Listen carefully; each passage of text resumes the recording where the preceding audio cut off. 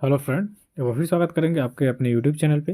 दोस्तों, वक्त हो चुका है स्टडी जीके के क्वेश्चन के लिए, तो हमारे साथ जुड़ सकते हैं स्टडी जीके के क्वेश्चन के लिए। ठीक है, वीडियो अच्छी लगी तो लाइक कमेंट शेयर करिएगा, चैनल को सब्सक्राइब करिएगा। तो चलिए स्टार्ट करेंगे सबसे पहले क्वेश्चन से, समय को ध्यान में रखते हुए। सबसे पहला क्वेश्चन है कि भारत की सबसे लंबी प्रायद्वीपीय नदी कौन है। काफ़ी ज़्यादा इंपॉर्टेंट क्वेश्चन, कई बार आपके एग्जाम में ये पूछा जा चुका क्वेश्चन है। तो भारत की सबसे लंबी प्रायद्वीपीय जो नदी है वो आपकी गोदावरी नदी है। तो इस क्वेश्चन का सही उत्तर हो जाएगा आपका विकल्प सी, कि भारत की सबसे लंबी नदी आपकी गोदावरी भारत की सबसे लंबी प्रायद्वीपीय नदी। भारत की लंबी नदी की अगर जो यहाँ पे बात की जाएगी तो आपकी गंगा नदी है। ठीक है, गंगा नदी जिसकी लंबाई है 25 किलोमीटर, यानी 2525 किलोमीटर। ठीक है, तो सही उत्तर इस क्वेश्चन का हो जाएगा आपका विकल्प सी। चलिए नेक्स्ट क्वेश्चन देखेंगे कि मानस नदी किस नदी की उपनदी है। ठीक है, काफ़ी ज़्यादा इंपॉर्टेंट क्वेश्चन ये भी है, आपके एग्जाम में ऐसे क्वेश्चन देखने को मिल सकते हैं। तो मानस नदी की बात करेंगे तो यह आपके ब्रह्मपुत्र नदी की उपनदी है। ठीक है, तो सही उत्तर हो जाएगा यहाँ पे आपका विकल्प बी, कि मानस नदी आपके ब्रह्मपुत्र नदी की उपनदी है। ठीक है, चलिए अब नेक्स्ट क्वेश्चन यहाँ पे कर लेंगे तीसरे नंबर में, कि चंबल नदी पर कौन सा बांध निर्मित है। तो दोस्तों, चंबल नदी की बात करेंगे तो चंबल नदी पे जो बांध निर्मित है उसका नाम है आपका गांधी सागर बांध। तो सही उत्तर हो जाएगा यहाँ पे आपका विकल्प ए। नेक्स्ट क्वेश्चन करेंगे तो नेक्स्ट क्वेश्चन में आपके कि तिलैयाबाद किस नदी पर निर्मित है। देखिए, जियोग्राफी से क्वेश्चन है और काफ़ी ज़्यादा इंपॉर्टेंट है, आपके एग्जाम में आ सकता है। तिलैयाबाद आपके बराकर नदी पर बनाया गया है। ठीक है, तो सही उत्तर हो जाएगा इस क्वेश्चन का आपका विकल्प डी, तिलैयाबाद आपके बराकर नदी पर निर्मित है। ठीक है, देखिए आपको मैं क्लास का शेड्यूल बता दूं। यूपीपी कांस्टेबल के लिए अगर जो तैयारी कर रहे हैं तो शाम को 6 बजे, यूपीएसआई की बात कर रहे हैं तो शाम 6 बजे आपको इतिहास से रिलेटेड टॉप 50 और जियोग्राफी से रिलेटेड टॉप 50 क्वेश्चन, पॉलिटी से रिलेटेड टॉप 50 क्वेश्चन, ये एमसीक्यू इस पे चल रही है। ठीक है, 6 बजे शाम को। शाम 7 बजे की बात करेंगे तो इस समय आपको एसएससी जीडी कांस्टेबल, ठीक है, इसके लिए स्टैटिक जीके की क्लास चलती है। तो आप हमारे इन शेड्यूल को देख लीजिए। 11 बजे से अगर जो नोटिफिकेशन सही पाया जाएगा तो रेलवे पुलिस फोर्स के लिए कांस्टेबल और एसआई के लिए क्लास दी जाएगी। तो चलिए अगला क्वेश्चन देखेंगे आपका। अगला क्वेश्चन है कि अलमाटी बांध किस नदी पर बना है। तो दोस्तों, अलमाटी बांध की बात करेंगे तो यह बनाया गया आपके कृष्णा नदी पे। सही उत्तर हो जाएगा यहाँ पे आपका विकल्प डी, कि अलमाटी बांध आपके कृष्णा नदी पर बनाया गया है। चलिए नेक्स्ट क्वेश्चन करेंगे कि हरित क्रांति में प्रयुक्त मुख्य पादप जो है यानी फसल कौन था।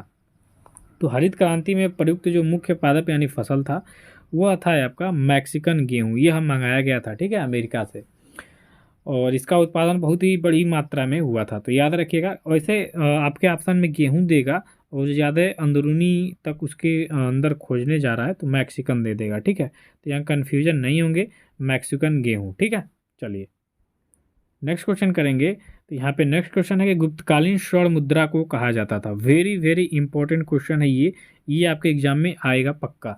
तो गुप्तकालीन स्वर्ण मुद्रा को अगर जो देखा जाए तो इसको कहा जाता था दिनार। ठीक है, क्या कहा जाता था? दिनार। सही उत्तर होगा यहाँ पे आपका जो विकल्प बी दिया है, इसका राइट आंसर हो जाएगा। अगला क्वेश्चन देखेंगे मित्रों कि मीनाक्षी मंदिर कहाँ पर स्थित है। ये भी आपके लिए काफ़ी ज़्यादा इंपॉर्टेंट क्वेश्चन है। तो मीनाक्षी मंदिर की बात करेंगे तो यह मदुरै यानी साउथ में स्थित है, प्रायद्वीपीय भारत में स्थित है आपका मीनाक्षी मंदिर। लेपाक्षी टेम्पल जो है आपके मदुरै में स्थित है। सही उत्तर होगा यहाँ इस क्वेश्चन का विकल्प सी। अगले क्वेश्चन की बात करेंगे कि सबसे अधिक गुलाम किस सुल्तान के दरबार में थे। तो यहाँ बात करेंगे सबसे अधिक गुलामों की, तो गुलाम वंश के स्थापना की बात कर लेंगे तो अस्तित्व में आया था ये आपका 1206 में। वैसे 1193 में धीरे धीरे अस्तित्व में आया, लेकिन 1206 में ये पूर्ण रूप से अस्तित्व में आ गया था। और 1210 में देखिए, 1206 में कुतुबुद्दीन ऐबक ने गुलाम वंश की स्थापना की, 1210 में इसकी मृत्यु हो गई। ठीक है, तो सबसे अधिक गुलाम वंश के अंतर्गत फिरोज जो शाह तुगलक था, जो तुगलक वंश था, ये भी आपके गुलाम वंश के अंतर्गत ही आता है।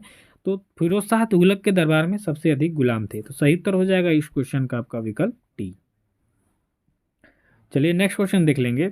नेक्स्ट क्वेश्चन है आपका कि बंगाल में द्वैध शासन किसने लागू किया था। तो दोस्तों, बंगाल में द्वैध शासन की बात करेंगे तो बंगाल में द्वैध शासन लागू किया था आपके लॉर्ड क्लाइव ने। यहाँ से दो क्वेश्चन बनता है कि एक, द्वैध शासन किसने लागू किया था और किसने बंद किया था। तो लागू किया था ये तो आपने जान गया कि लॉर्ड क्लाइव ने, ठीक है। उसके बाद इसको खत्म किसने किया, ये भी जानना आपके लिए इम्पोर्टेंट है। तो वारेन हेस्टिंग्स, ठीक है, वारेन हेस्टिंग्स ने क्या किया था कि ये जो आपका बंगाल में द्वैध शासन है इसको समाप्त कर दिया था। तो ये काफ़ी ज़्यादा इंपॉर्टेंट है, दोनों को ध्यान में रख के चलेंगे। अगला क्वेश्चन है आपका कि भारत में पुलिस सेवा और सिविल सेवा का जनक किसे कहा जाता है। अब ये दोनों है आपके लिए काफ़ी ज़्यादा इंपॉर्टेंट, तो इस क्वेश्चन का सही उत्तर हो जाएगा लॉर्ड कॉर्नवालिस, ठीक है। लॉर्ड कॉर्नवालिस को भारत में पुलिस सेवा और सिविल सेवा दोनों का जनक माना जाता है। तो सही उत्तर हो जाएगा यहाँ पे आपका विकल्प ए। चलिए नेक्स्ट क्वेश्चन करेंगे कि आत्मीय सभा का संस्थापक कौन थे। तो आत्मीय सभा के जो संस्थापक थे दोस्तों वह थे आपके ये क्या नाम है इनका, राजा राम मोहन राय। सही उत्तर हो जाएगा यहाँ पे आपका विकल्प सी, आत्मीय सभा। और ब्रह्म समाज भी अगर जो आपसे एक क्वेश्चन में आता है कि ब्रह्म समाज के संस्थापक कौन थे, तो वह भी आपके राजा राम मोहन राय थे, ठीक है। सही उत्तर डी सी हो जाएगा, सॉरी।